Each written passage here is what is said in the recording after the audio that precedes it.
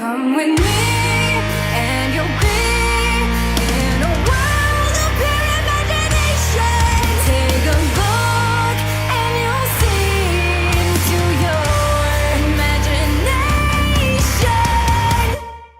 So I just sat through 1961's Reptilicus, and it was a piece of poop for the most part. But before I can even dive into some of the stupider aspects of this movie, I have to explain a little bit about its history for it to make sense. As is the case with most kaiju movies from the 50s to 70s, there were actually two versions of Reptilicus that exist. However, it goes much further than the American version being a simple re-edit. Both the original Danish version and the American version were filmed at the same time, with the same actors, with a few differences in cast, by two different directors. As if that isn't already fucked enough, the American version was then edited again with some, let's just say, not so special effects by American International Pictures into the version we see today. Now with that long history lesson out of the way, let's dive balls deep into Reptilicus. It's blood.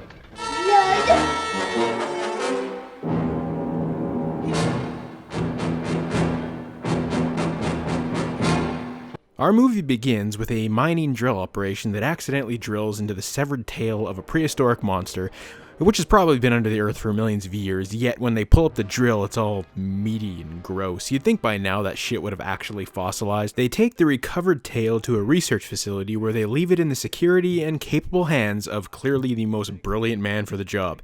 Boy, it's a good thing you have that flashlight. You might have had a hard time seeing in that brightly lit room. Now, you'd think the most obvious person would be the one to screw the pooch here, but no, it's actually this somewhat competent looking scientist who screws things up. He tells the stupid ass security guard to go home, and then seemingly within 5 minutes of doing so, he fucking passes out at his desk and leaves the freezer open where the tail was. This leads to two things. One, they discover that the tail is still alive, and two, that it'd be a great idea for the betterment of science to attempt to regrow the rest of the body the tail was attached to.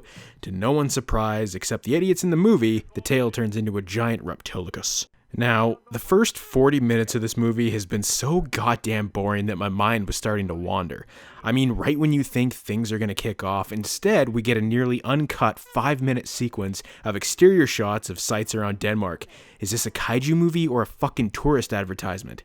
God, this monster better be worth all this bullshit. Oh no. So yeah, this is Reptilicus. I'm 90% sure they patched this thing together using shit the special effects teams found in a dollar store. Did they have dollar stores in 60s Denmark? Now, even though this ugly piece of ass looks about on par with the giant claw, I will give credit where credit is due. The scenes with the military actually look legit. Though, is most of this just military stock footage? Probably. Now, ladies and gentlemen, okay, just gentlemen, no girls watch this channel, who the hell am I kidding? I give you one of the greatest, most incredible, most fantastical sequences ever shot on film.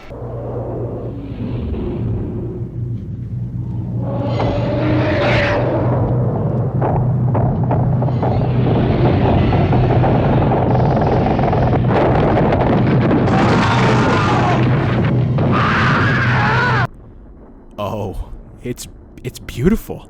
That's the good shit right there. Mwah. Also, at random points in the movie, Reptilicus spits this pea-colored diarrhea shit goo at people. It's horribly jarring, and when it hits people, you'll notice that it never actually touches them. The scene always cuts just as the green slime covers the screen. That's because this acid goo shit was added in by American International Pictures after the movie was filmed and only exists in the American version. In exchange, this amazing scene of Reptilicus awkwardly flying around was cut from the American version and is only in the Danish version. Anyway, from this point on, the movie becomes exactly what you'd expect it to be. People run around, Reptilicus slimes them, but we never get a scene that tops that awesome farmer scene from earlier. However, we get a great scene of people riding their bikes off a bridge.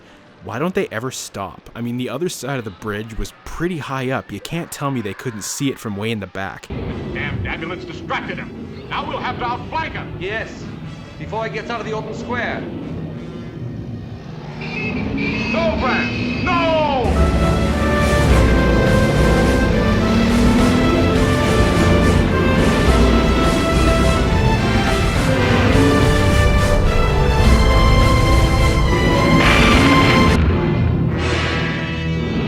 Anyway, they defeat Reptilicus by shooting him in the mouth with a rocket that puts him to sleep.